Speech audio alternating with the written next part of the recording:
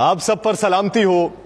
मंसूर साहिर का लिखा हुआ है, मेरे वतन का सफर बद से बदतरीन में है, फकत ये सर ही सलामत है, धड़ जमीन में है, इसीलिए तो ज्यादा कमाना पड़ता है, उसे भी पाल रहा हूं जो आस्तीन में है।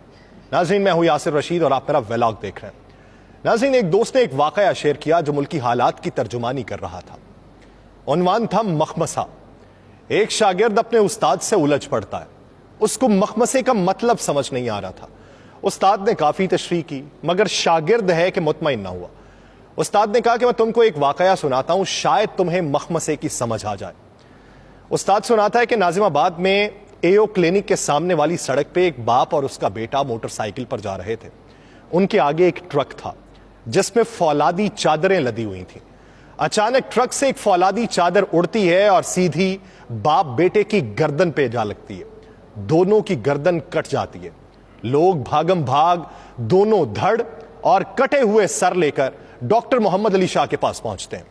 डॉक्टर शाह 7 घंटे के तवील ऑपरेशन के बाद कटे हुए दोनों सर धड़ों से जोड़ देते हैं। दोनों जिंदा बच जाते हैं। 2 माह तक दोनों बाप बेटा इंतहाई निगहदाश्त के वार्ड में रहते हैं। घर वालों को भी मिलने की इजाजत नहीं दी जाती। 2 माह बाद वो घर आते हैं तो एक हंगामा मच जाता है। बाप का सर बेटे के धड़ पर और बेटे का सर बाप के धड़ से लग चुका होता है। शागिर्द मुंह खोले हैरत से वाकया सुन रहा होता है। उस्ताद कहता है कि मसला पैदा हो गया कि अब बेटे की बीवी शौहर के धड़ के साथ कमरे में रहे या शौहर के सर के साथ। अगर वो शौहर के सर के साथ रहती है तो धड़ तो ससुर का है। अब क्या होगा? उधर यह कि मां अगर शौहर के सर के साथ रहे तो धड़ बेटे का है, अगर शौहर के धड़ के साथ रहेगी तो सर तो उसके बेटे का है। घर की सूरत हाल इंतहाई कशीदा हो जाती है। बेटा अपनी बीवी का हाथ थामना चाहे तो वो नेक बख्त कहती है कि मुझे अब्बा जान के हाथों से शर्म आती। ससुर अपनी बीवी के पास इसलिए नहीं फटकते कि बेटे के धड़ और मां यानी उनकी बीवी में अबदी हुर्मत है।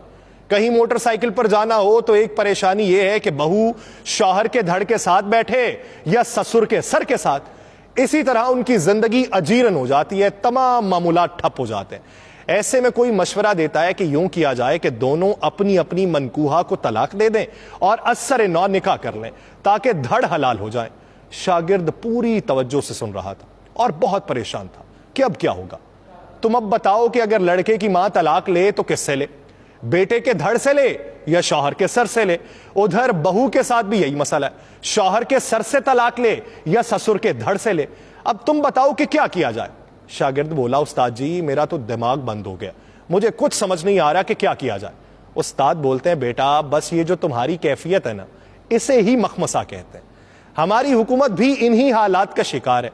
उसका सर जमहूर का है, धड़ स्टैब्लिशमेंट का लगाया हुआ है। सर अलग कर ले तो मुसीबत, धड़ अलग कर ले तो मुसीबत। गोया मौजूदा सूरत हाल मखमसे का शिकार हो चुकी है।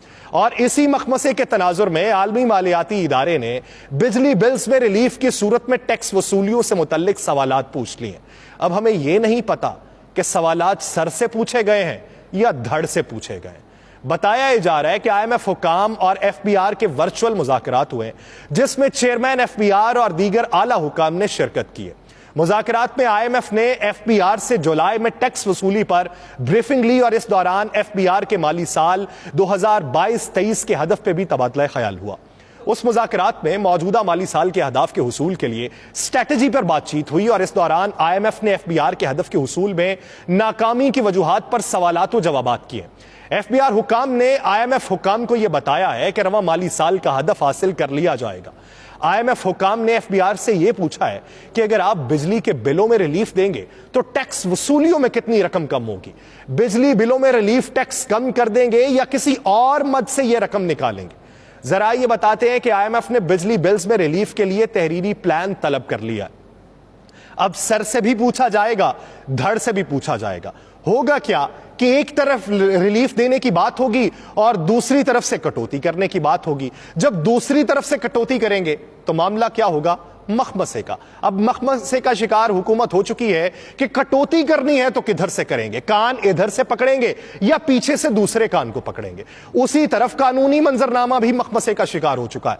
साइफर केस में साबिक वजीर आजम और चेयरमैन पीटीआई के जुडिशल रिमांड में 14 रोज की तौसी हो चुकी है। अब चेयरमैन पीटीआई और उनके वकला को यही नहीं पता था कि साइफर केस के अंदर उनकी गिरफ्तारी जेल के अंदर ही डाली जा चुकी है, जबकि पूरी दुनिया यह जान रही थी। चेयरमैन पीटीआई के खिलाफ साइफर केस की समाअत अटक जेल में हुई। साइफर केस की अटक जेल के अंदर समाअत का नोटिफिकेशन गुज़श्ता रोज वजारत कानून ने जारी किया था। वजारत कानून के मुताबिक साइफर केस की समाअत के लिए वजारत दाखिला ने सिक्योरिटी खदशात का इजहार किया था।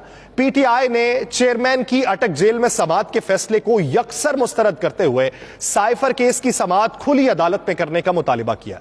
साइफर केस की अटक जेल में समाअत सीक्रेट एक्ट के तहत कायम की गई खुसूसी अदालत के जज अबुल हसनात जुल्करनैन ने की।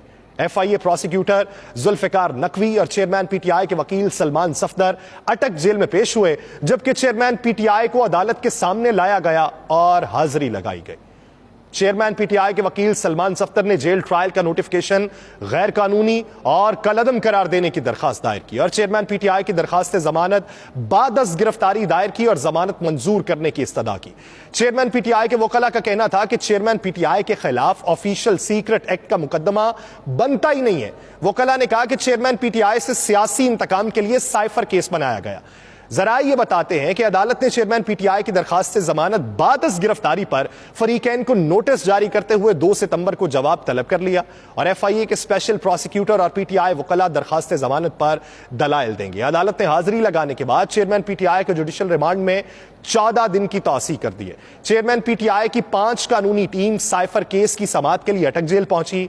पीटीआई के नईम पंजोथा, सलमान सफदर, इंतजार पंजोथा, अली एजाज बुटर और उमैर नियाजी उस कानूनी टीम के अंदर शामिल थे। पुलिस ने पीटीआई की कानूनी टीम को अटक जेल के अंदर जाने से रोक दिया और कहा कि लीगल टीम का कोई एक फर्द अंदर जा सकता है, लेकिन बाद में पीटीआई की कानूनी टीम इस बात पर मुसर रही कि पूरी लीगल टीम को अटक जेल जाने की इजाजत दी जाए। बाद में जेल सुपरिटेंडेंट से मुलाकात के बाद पीटीआई की कानूनी टीम को अटक जेल में जाने की इजाजत मिल गई। अब उस साइफर केस को भरपूर तरीके से आगे बढ़ाने के लिए हुकूमत भी कमर कस चुकी है। अब हुकूमत में धड़ ने कमर कसी है या सर ने कसी है, इस बात का इदराक नहीं हो पा रहा। वजारत कानून की जानिब से खुसूसी तौर पर तयनात एफआईए के 3 स्पेशल प्रोसिक्यूटर, सीनियर कानूनदान शाखावर, जुल्फिकार अब्बास नकवी और राजा रिजवान अब्बासी साइफर केस की पैरवी करेंगे। शाखावर और Zulfiqar Abbas Naqvi official secret act खुसूसी अदालत पहुंचे। शाह महमूद कुरैशी की पेशी के दौरान केसेस के दौरान कमरा अदालत में वो मौजूद रहे। चेयरमैन पीटीआई के साइफर मुकदमे में गिरफ्तारी के खिलाफ जमानत की दरखास्त पर समाअत 2 सितंबर को होगी। लीगल टीम ने जेल में ट्रायल करने के खिलाफ और साइफर केस की ओपन कोर्ट में ट्रायल करने की भी दरखास्त दायर की।